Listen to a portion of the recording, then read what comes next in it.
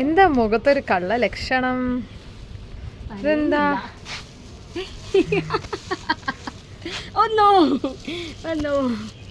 തുറന്നെടുത്തേ. ഇത് രഞ്ജിത്താക്ക് വേണ്ടിയിട്ട് ഞങ്ങള് വാങ്ങിച്ച ഡ്രസ്സാണ്. നൂർത്തണ്ട ഇങ്ങനെ കണ്ടോ?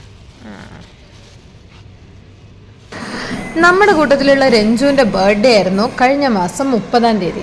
പക്ഷേ സത്യം പറഞ്ഞു കഴിഞ്ഞാൽ നമ്മൾ ഒരുപാട് ടെൻഷൻ്റെ ഇടയ്ക്ക് അതങ്ങ് വിട്ടുപോയി. നമ്മുടെ മിഡ് ടേം എക്സാംസും കാര്യങ്ങളൊക്കെ നടന്നുകൊണ്ടിരിക്കുകയാണ്. അപ്പം ഭയങ്കര ബിസി ആയിരുന്നു എല്ലാവരും. അത് വിട്ടുപോയി. നമ്മൾ വിഷ് ചെയ്യാനും ഒക്കെ മറന്നുപോയി.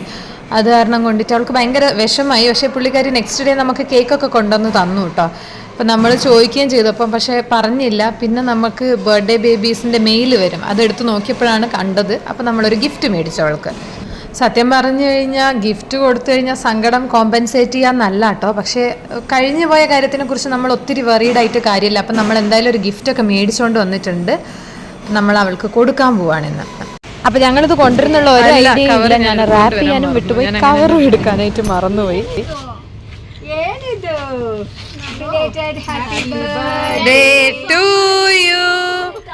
Happy birthday to you. Happy birthday dear Ranju.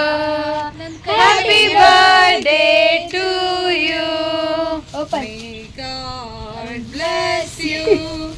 May God bless you. Happy birthday. അവർക്കിനി ടെൻഷൻ ഇല്ല. മറ്റേ ഈ ഫംഗ്ഷൻ ഇട്ടിട്ട് വരാം. എന്താണ് അതിന്റെ പേര്? Kannada രാജ്യോത്സവം.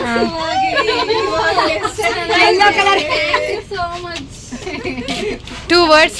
Do you want to speak? Thank you ಎಲ್ಲರಿಗೂ ಥ್ಯಾಂಕ್ ಯು ಅಷ್ಟೇನಾ? ಹೆಂಗಿದೆ ಡ್ರೆಸ್?